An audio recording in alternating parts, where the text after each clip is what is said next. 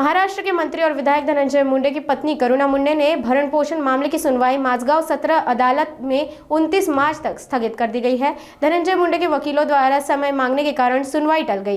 विधायक से संबंधित याचिका की सुनवाई 1 अप्रैल को संभाजीनगर कोर्ट में होगी। आज आमचे वकिलांनी से दाखल केलेला आहे, ज्याच्यामध्ये कोर्ट न्यायाधीश साहेबांनी 29 तारीख दिलेली आहे।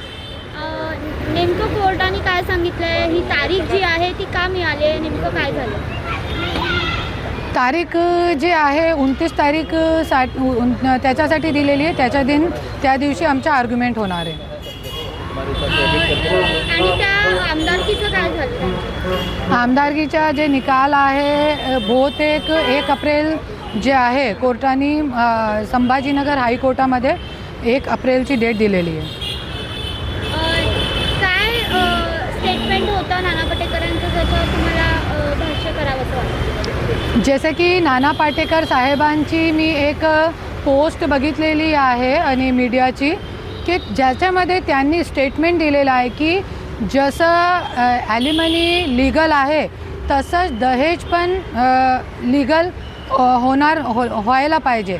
त्याच्यामध्ये मी त्यांना एकच सांगते की नाना भाऊ, तुम्हाला जे महिला आहे त्यांची व्यथा जे असते, एक महिला जे असते आपला पूर्ण घर परिवार सगळं सोडून आपला अस्तित्व लपवून एक पुरुषचे अस्तित्व निर्माण करते आणि त्यानंतर जरी तो पुरुष तिला सोडतोय रोडवरती, 2 मुला बाळा झाल्यानंतर रोडवरती सोडतोय, तो महिला कुठे जाणार?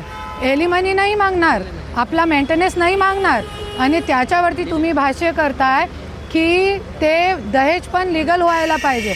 कशाला दहेज लीगल व्हायला पाहिजे? एक स्त्री जरी नाही असते तो एक पुरुषाचा निर्माण नहीं होता। इतना ही मैं बोलूँगी।